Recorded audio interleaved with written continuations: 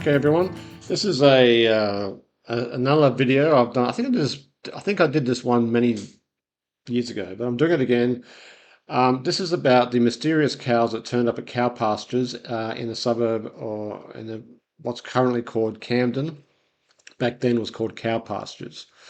And so, and Cowpastures is on the old map, so I could show you that too. But anyway, basically the story goes like this, is that there were 4 cows and 2 bulls. It says 5 cows here, but it's actually 4. 4 cows and 2 bulls came with the first fleet with their horns. They were dehorned so that they could do the trip without stabbing each other. They came in the first fleet. They were lost. They wandered off because because the person guarding them got drunk, and apparently the cows escaped. There is quite a bit of records on the various in this site. First Fleet Fellowship goes into a lot of detail how they spent 3 weeks searching for them.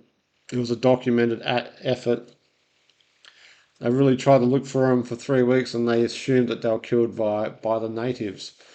Um, and they were lost at Sydney Cove, where the first fleet was, obviously, in Sydney Cove, and somehow these 4 cows and 2 bulls turned into thousands of cows and bulls in a matter of only, in a very short, about 15 years or something like that. So quite an amazing accomplishment. And is the story true? Did 4 cows leave Sydney Cove actually end up becoming 5,000 cows in Camden? Now, to give you some context for people that are not from Sydney, the cows were found in the southwest of Sydney. This is Camden. This is the area. That's roughly what we're talking about. Nearby is the town of Picton, which has an interesting name, which is Picton, town of pigs, so to speak. Possibly, not sure. Anyway, now what the cows had to do in 1788, when there's lots of scrub and natives wanting to kill them potentially to eat, if that's the case, they would have been here and they would have made it all the way down in only a few years' time, probably only about 6 or 7 years. They would have made and bred the whole time successfully all the way down and made it and crossed Georges River, Nepean River, so forth, uh, and made it all the way down here. Now, is that possible? Well, and there has been record. Now, of course, um, we're assuming that the species of cow was recorded by the first fleet. I don't think they did record this exact species because I don't think it's exactly known, but we're assuming it's a Black Cape cattle, the Drakensberger. What I also assumed is I did some analysis. So here, what I did is I assumed that the cows were only 2 years of age, optimum age to transport, young and ready to breed. I assumed that. I don't know what the actual age was. I assumed that all the females were going to breed and could breed. I assumed the males were just the males.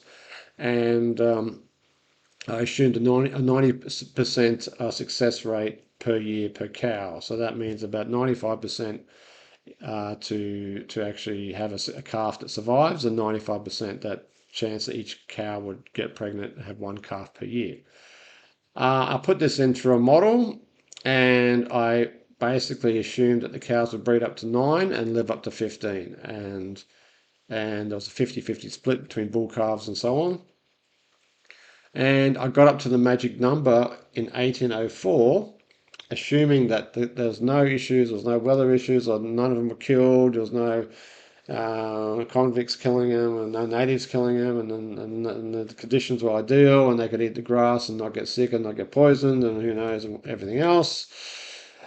And I can only get up to 2,584, say 2,600. Now, what the narrative says about these cows is that they apparently reached an incredible number in 1804. There were between 3,000 and 5,000 wild cattle at the Cowpastures area. Just there. There's no other wild cattle anywhere else, so that's interesting. So, is it possible? Um, barely. Barely possible. But tell me what you think. The other theory it the other theory I think is that, and a lot of people in this community believe that there were people here before, and I think there would have been farmers here before, or around the time. We know around 1804 there was the Vinegar Hill or Castle Hill rebellion, where a lot of the gay Irish and mixed convicts stood up against the British and lost, of course. Around 1804, which is a pretty pivotal time, and a lot of our research we find that history starts to make a bit more sense from 1805 onwards, but before that it's all very vague. So it's quite possible that this area, which was probably better suited for farming than around Parramatta, I would suspect, this is probably a good farming area, and also all down the Nepean River.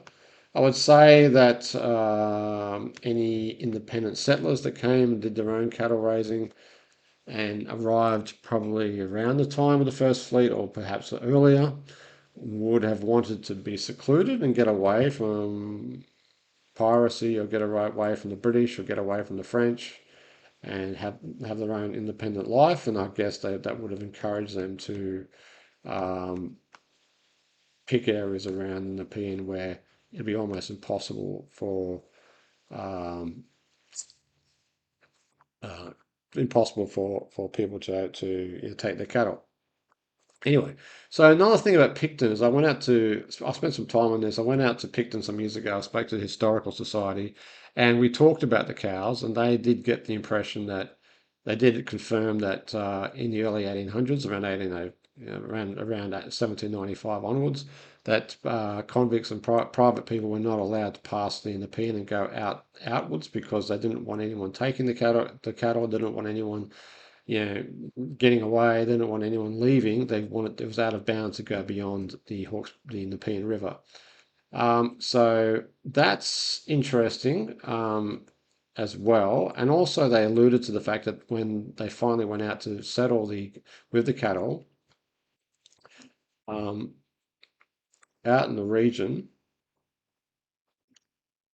that that they did find huts and cow shelters, and a little bit of infrastructure. So that could have been from the carers that were appointed by the governor, or could have been by the original farmer that was there, that was obviously removed from his land, so to speak.